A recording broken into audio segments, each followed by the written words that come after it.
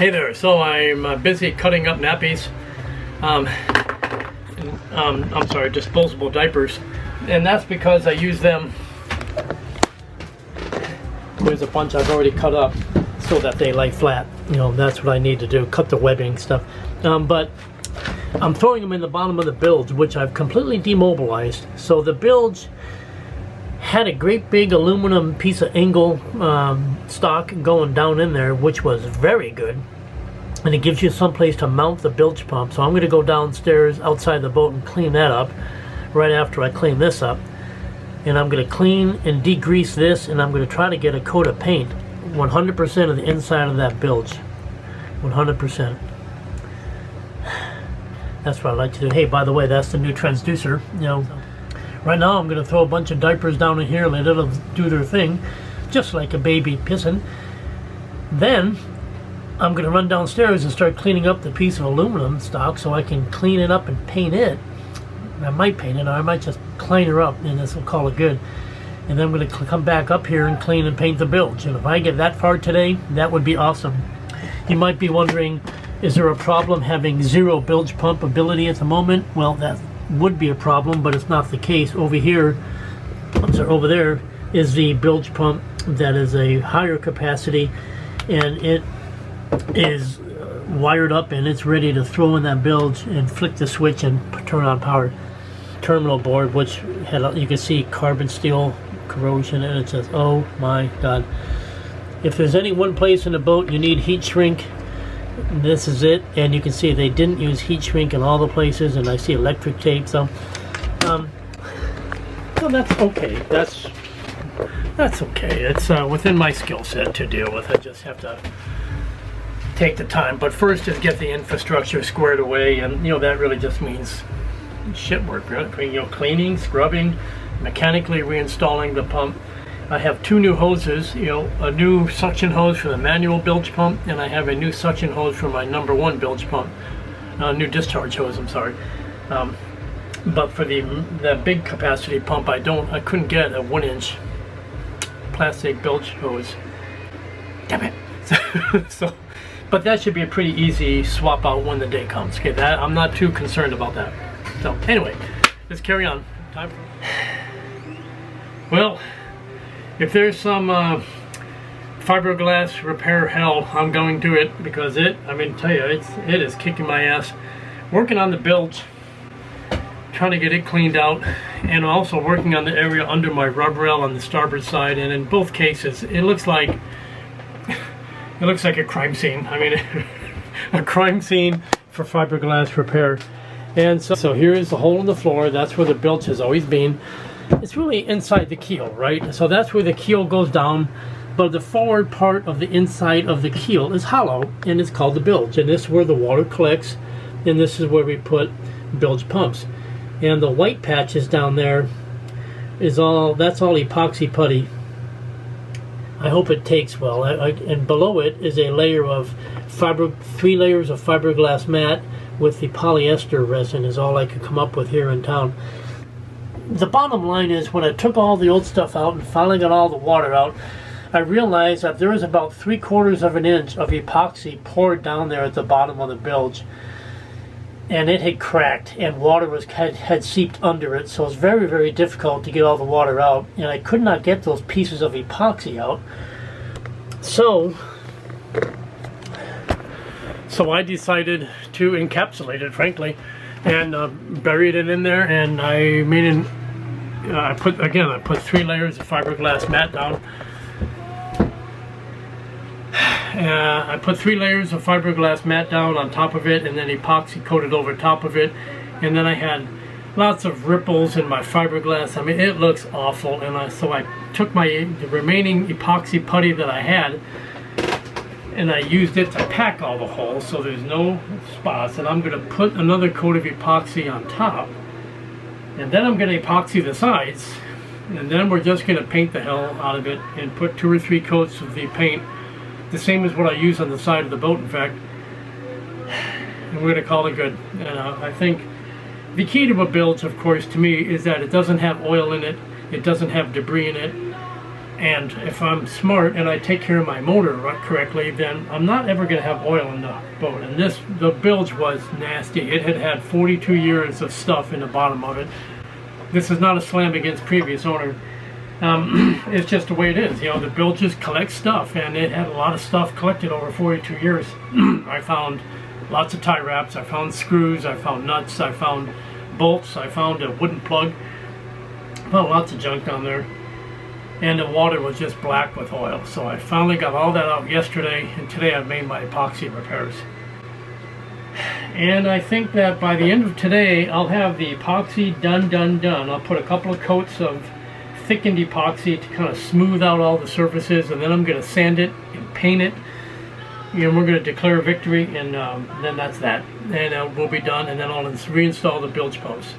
So one thing I'll point out that, although I like to bitch about previous owner, one of the previous owners did a great job, because this thing here, this is a piece of aluminum, and it's a piece of angle stock that had been welded up. So this is going to mount at the top of the deck area, and it goes down, and you can install, you can see how badly eroded it is. That's what happens to aluminum in salt water, guys. Nasty. So I'm going to coat this thing in epoxy, but otherwise leave it as bare aluminum. I'm not going to try to paint it.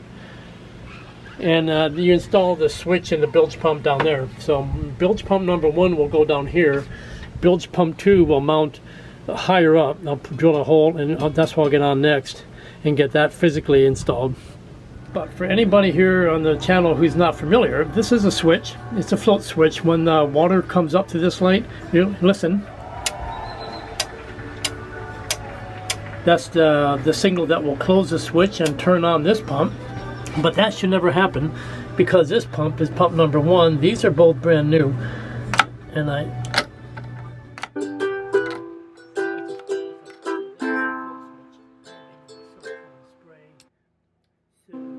well, I do think that most people will agree that it's better than it was. But with a big machine, there's no time to rest on your laurels, and in a production environment, it's time to move on to the next step. And it's time to put the boat in the water. So that's LSAO driving the big blue travel lift, and he'll be, I assume, getting this stuff out of the way. My scaffold's got to get out of the way, and I'm going to get down there and help. And as soon as we pick it up a few inches, I start painting. That's the plan. Cordays!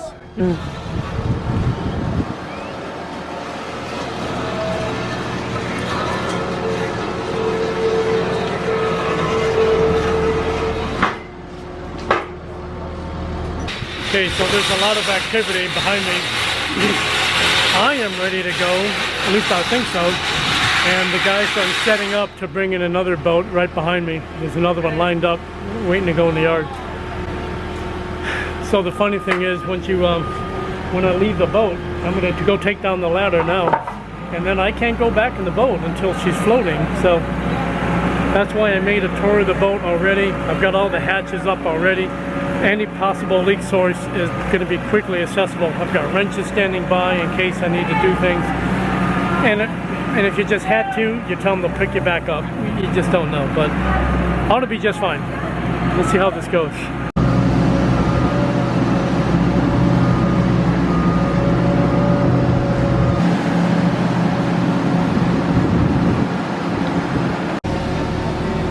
So the way today's evolution looks is that these guys have the travel lift already here, and they're going to sling the boat, and they're going to pick it up probably a foot or so, and then I take my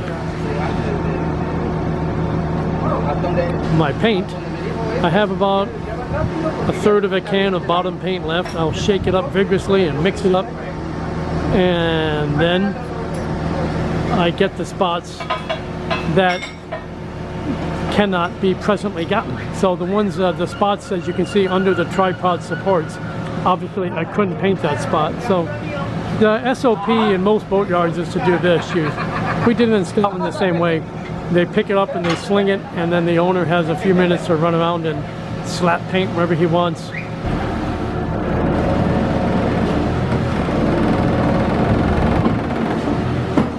I love that sound.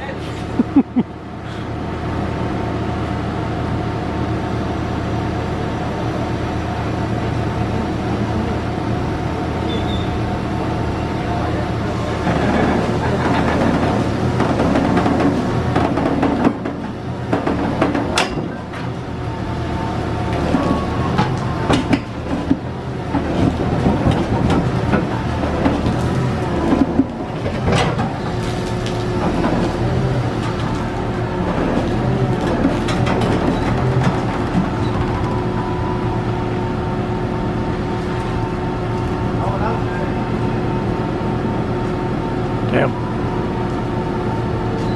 Didn't care for that too much. But even so, it's just, at the end of the day, it's just a boat. I mean, it's not worth getting your dumbass in the way. You can imagine the death and dismemberment that can happen here. So they're taking the stanchions out, and then I do my thing. It's just painting, nothing. And this should roll out pretty darn quickly. Then I'm going to go have breakfast while we wait an hour or two. And then we launch her.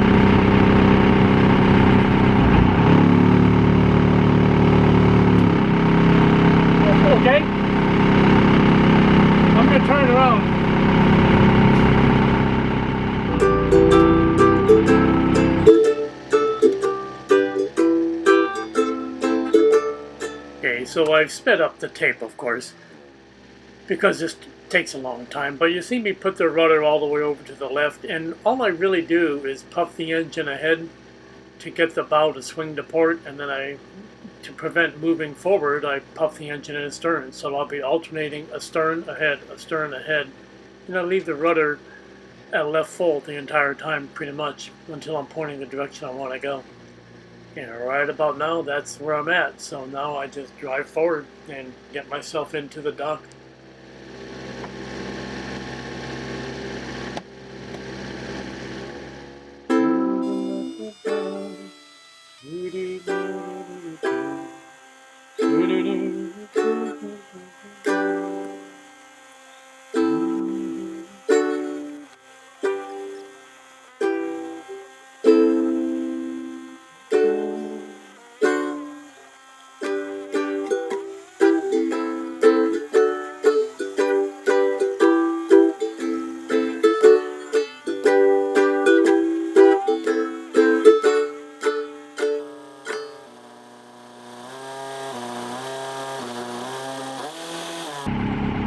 Amigo, necesito ayudar.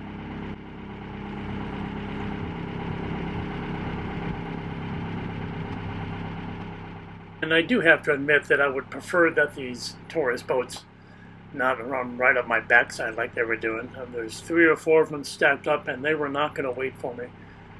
But the key when you dock is you just go slowly.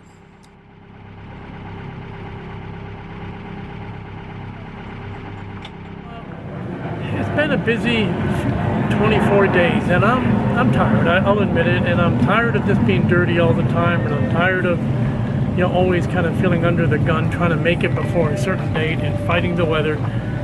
But the weather has just been flat out gorgeous the last couple of days, and I'm just going to relax. So I've got a couple days to just do nothing at all, and that's what I'm going to be doing this coming week. A lot of relaxation and doing a couple little odds and end jobs that I've always wanted to do and just haven't taken the time. So things are good. So again, thanks for watching the episode, and I'll try to get episodes out every week. That's working pretty well for me. I don't do as much editing as I used to, of course, and I look forward to any feedback you have in that respect. If you like videos that are polished, and they have been edited for hours and hours, I might not be your guy, because it was turning into too much work, and I didn't want to do that anymore. So I'm happy with the new model, and I hope you are too. So stick with me. The next video, this boat should be out on the water sailing. I won't be voyaging for a few more weeks. I want to practice up.